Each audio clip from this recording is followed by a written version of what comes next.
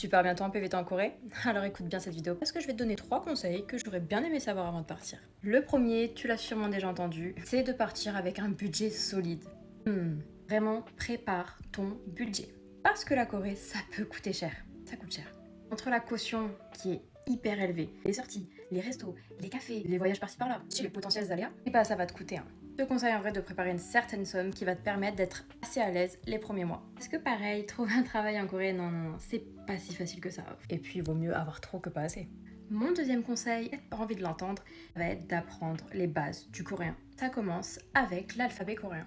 C'est un must. Et vous savez quoi, la bonne nouvelle, c'est que ça s'apprend en même pas une heure.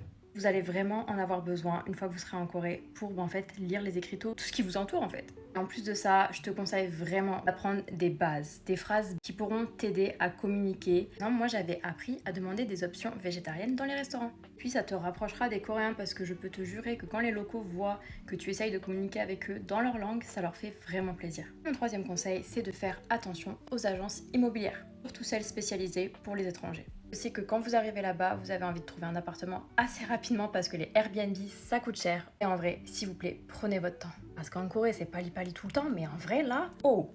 Allez dans plusieurs agences, trouvez plusieurs appartements, comparez les prix et vous verrez que certains agents vont essayer de vous mettre la pression pour que vous payiez tout de suite en cash surtout. Et ne cédez pas sous la pression, s'il vous plaît, prenez votre temps avant de signer. Après, je vous dis tout ça, mais devinez qui s'est fait arnaquer. Dites-moi en commentaire si vous voulez la story time et surtout comment j'ai réussi à voir que c'était une grosse arnaque. Enfin bref, c'était mes quelques conseils, mais il y en aura plein d'autres qui arrivent. Allez, bye!